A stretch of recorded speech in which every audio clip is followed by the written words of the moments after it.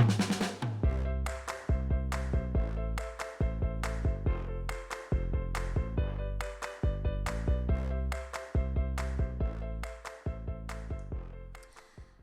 I'm Amanda with HealthyHouseOnTheBlock.com, where we are empowering homeowners with information and resources to create a healthy home environment for themselves and their families. Today, I want to talk to you a little bit about the research that's being done on toxic mold and its link to our mental health. Over the years, they've obviously realized that mold affects our physical well-being. A lot of people have allergic reactions, they'll get stuffy nose, allergy type symptoms. But what they're also starting to find through a series of studies that have been done in the recent years is that it actually is affecting the way our brain is functioning. I'm not a scientist, so bear with me, but in particular, it's affecting the frontal cortex of our brain, which if you've ever taken a psychology class, you know that that is where our decision-making, problem-solving, memory, some of our moods, that's where that function comes from. And what mold is doing is it's causing a little bit of inflammation in that particular part of the brain, and it's causing people to feel depressed. There's a lot of studies that have been done and a lot of psychologists who are actually working in this particular field right now.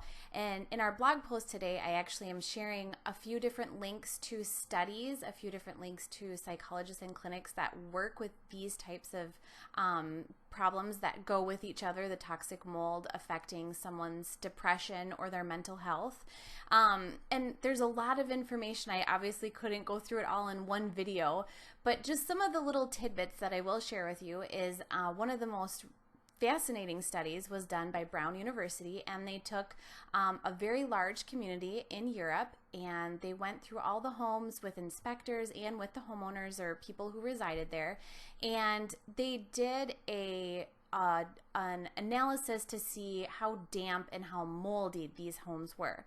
And then what they did is they did different analysis on the actual people living there and tested their moods at different times of their lives. They went through and did a whole year study on this, and what they found was no matter what else changed in these people's lives, if they got a different job, if their family life changed for the better, their moods and the depression that they had was still constant until they left that moldy environment.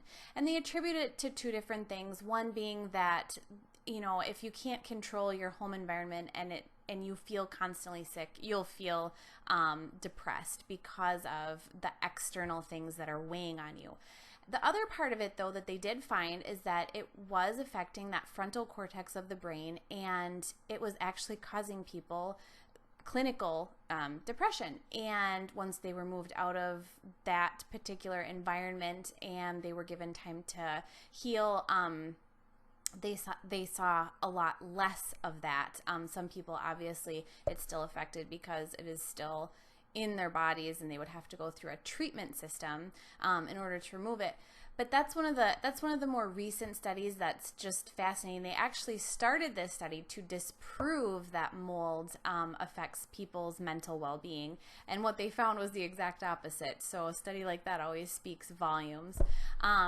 If you want to check out some of the studies and books that relate mold to mental health, please take a look at our website. If you have any questions or if you have any of your own comments, I would love to read them or hear them. We're always looking for feedback on what we're putting out. So the link is below, and I'll see you in the next video.